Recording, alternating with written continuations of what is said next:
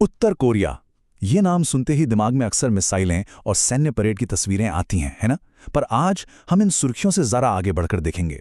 हम ये समझने की कोशिश करेंगे कि उस बंद दरवाजे के पीछे 2.5 करोड़ लोग आखिर अपनी जिंदगी जीते कैसे हैं, एक ऐसी तानाशाही के नीचे जहां हर दिन एक नई चुनौती है। वहां का दमन असल में महसूस कैसा होता है, इसे समझने के लिए आंकड़ों की नहीं, एक कहानी की जरूरत है। और वो कहानी है शिन डोंग ह्युक की। जरा सोचिए, एक ऐसा इंसान जिसका जन्म ही एक पॉलिटिकल प्रिजन कैंप के अंदर हुआ हो, जिसकी पहली दुनिया ही जेल की वो चारदीवारी थी। तो शिन की जिंदगी उस कैंप में शुरू हुई जहां जिंदा रहना ही सबसे बड़ी जंग थी। पेट भरने के लिए उन्हें चूहे और घास तक खाने पड़ते थे।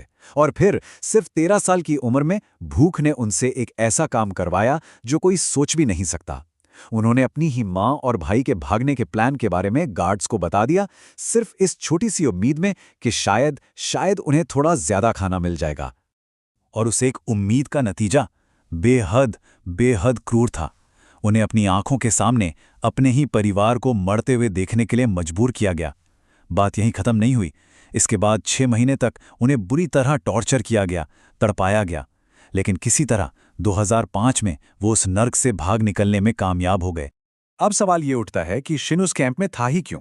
उसने तो कोई जुर्म नहीं किया था। वजह ये थी कि उसके चाचा साउथ कोरिया भाग गए थे और बस इसी वजह से पूरे परिवार को सजा मिली। इसे कहते हैं गिल्ट बाय एसोसिएशन का सिद्धांत। उत्तर कोरिया का एक ऐसा क्रूर कानून जो असल में पूरे देश पर उनका कंट्रोल की नींव है। शिन की ये कहानी तो सिर्फ एक झलक है। अब जरा उस पूरे सिस्टम को समझते हैं जो ऐसी कहानियों को जन्म देता है। इसकी जड़ें जाती हैं दूसरे विश्व युद्ध के बाद, जब कोरिया का बंटवारा हुआ और सोवियत संघ के असर में उत्तर कोरिया बना।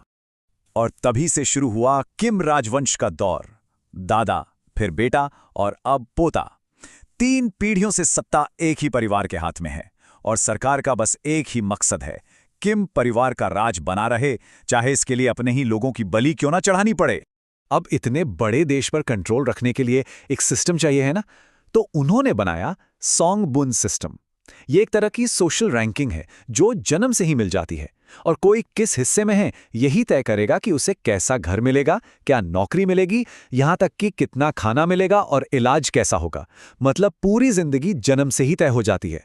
मतलब लोगों की जिंदगी एक माइक्रोस्कोप के नीचे रखी हुई है। चलिए अब रोजमर्रा की जिंदगी में और गहराई से झांकते हैं। सरकार क्या क्या कंट्रोल करती है? अरे, सवाल ये होना चाहिए कि क्या कंट्रोल नहीं करती। घर, नौकरी, कहीं आना जाना, टीवी पर क्या देखना है, रेडियो पर क्या सुनना है, कपड़े कैसे होंगे, हेयर स्टाइल कैसा होगा, यहाँ तक कि विचार क्या होने चाहिए, ये भी सरकार ही तय करती है। और ये कंट्रोल कितना ज्यादा बारीक है, ये सुनकर तो होश उड़ जाएंगे। सरकार ने 15 हेयर स्टाइल तय कर रखे हैं, बस उन्हीं में से चुन सकते हैं। नीली जीन्स पहनना मना है, लाल लिपस्टिक लगाना मना है। क्यों? क्योंकि ये सब वेस्टर्न कैपिटलिस्ट लाइफस्टाइल की निशानी है। यहां तक कि किम जोंग उन जैसा हेयर कट रखना भी बैन है। तो भाई सवाल ये है कि इन छोटे छोटे अजीब से नियमों को लागू करवाता कौन है, कैसे? जवाब है फैशन पुलिस। जी हाँ, ये कोई मजाक नहीं है, एक असली की फैशन पुलिस है। ये लोग सड़कों पर घूमते हैं और अगर किसी ने नियम तोड़ा तो सीधे कपड़े कैंची से काट देते हैं, जुर्माना लगाते हैं और कभी कभी तो जेल भी हो जाती है। कपड़े तो एक बात है, असली कंट्रोल तो जानकारी पर है। लोगों को एक बुलबुले में रखा गया है। कोई विदेशी फिल्म या गाना नहीं देख सुन सकते।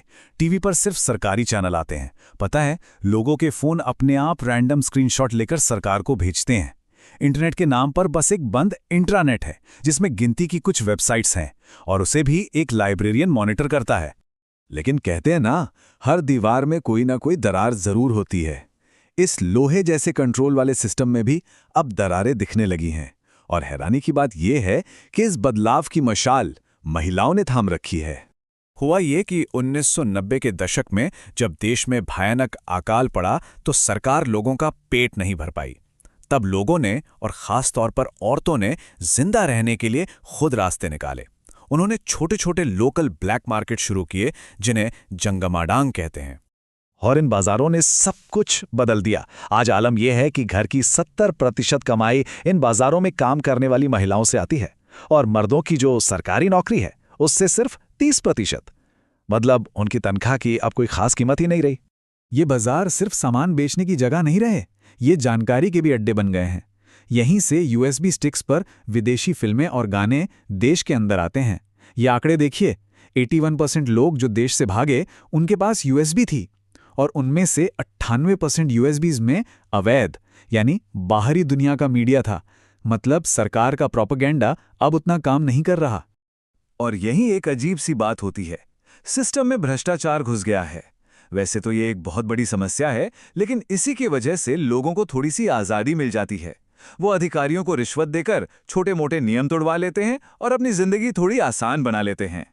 तो इस पूरी कहानी से क्या समझ आता है? ये कहानी है कंट्रोल की, बदलाव की और इंसान की कभी ना हार मानने वाली जिद की।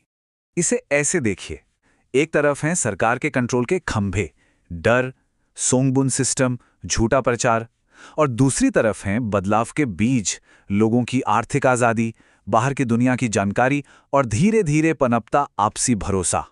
तो आखिर में उत्तर कोरिया की ये हकीकत हमें क्या सिखाती है? इससे सबसे बड़ा सबक क्या मिलता है? पहला और सबसे जरूरी सबक, किसी भी नेता या राजनीति के खिलाफ अपने ही लोगों के खिलाफ कभी मत होना, क्योंकि जनता की एकता से बड़ी कोई ताकत नहीं होती।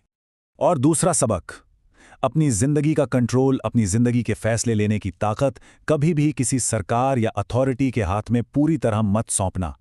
कोई ये तय न करे कि हमें क्या पहनना है, क्या सोचना है और कैसे जीना है। ये एक ऐसा सबक है जो सिर्फ उत्तर कोरिया के लिए नहीं, हम सब के लिए है।